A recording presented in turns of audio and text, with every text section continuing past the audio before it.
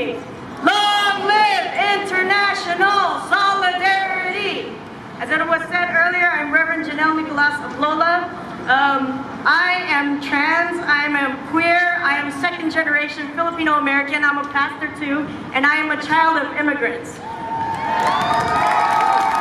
I say this not to victimize myself, but to highlight these different identities, these intersectionalities, the communities that the Nikkei have struggled alongside throughout their activist history.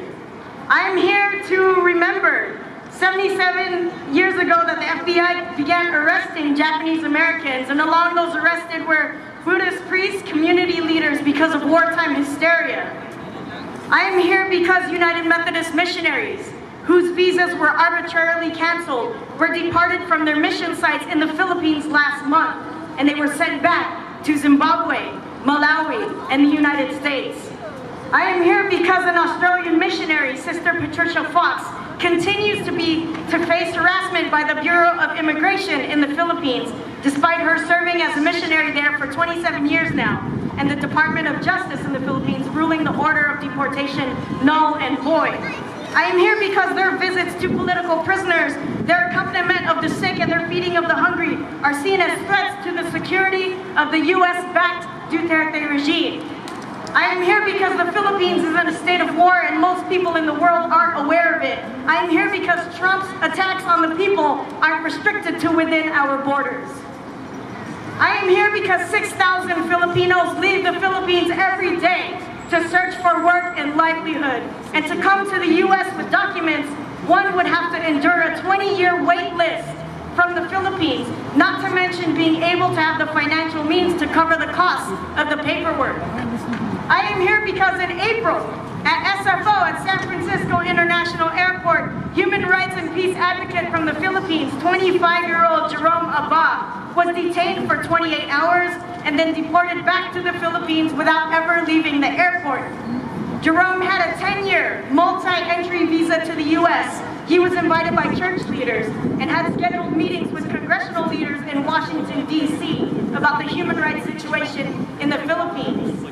This was his first time coming into the U.S., and he was held incommunicado for 22 of the 28 hours he was detained.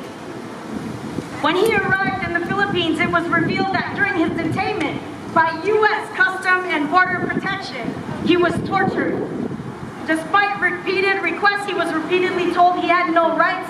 He was not given access to the attorney that local activists and clergy had available for him at the airport. He was forced to undress in an empty room with an electric fan blowing on him for hours. To use the restroom, he was escorted by 5 CBP agents and threatened to be good or they would not hesitate to shoot him. He was offered food only after 24 hours of detainment, and CBP disrespected his Muslim faith by deliberately serving him pork. He was repeatedly accused of being a terrorist and a communist. This happened at SFO. And he endured this for 28 hours, and I think about the children who've been enduring this for days, for weeks, for months. I am here because they tried to silence Jerome, who is going to speak out on what is going on in the Philippines. He was going to speak to the conditions that the U.S. supports and funds in the Philippines. I am here because I and others like you are determined to break the silence, to break bans on people, and to break down the things that divide us. This is our Nikkei legacy. Trump and Duterte using borders and immigration agencies as weapons. I am here because we need to expand our compassion and solidarity beyond these borders, even beyond what we can do here in the U.S. Because we know that the foreign policy of our country and that our tax dollars are being used to fund injustice worldwide, that people worldwide are trying to escape. I am here because in Psalm 34 in the Bible, our Christian faith says that we must depart from evil and do good, seek peace and pursue it. And I am here because the wonderful abundance of speakers tonight, the performances, the performers, tells me that we need to have more gatherings and conversations like these. I am here because we have a responsibility, a duty to do such pursuing of peace beyond tonight, beyond annual events, and beyond the communities with which we are most comfortable and familiar.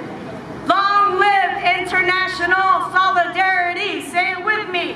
Long live international solidarity. Let this chant be a prayer, a meditation of our hopes coming together, that we may be inspired tonight, that we may walk away wiser, more equipped, more willing to act, and more fervent in our seeking of peace. That is the result of justice for all people everywhere. Amen.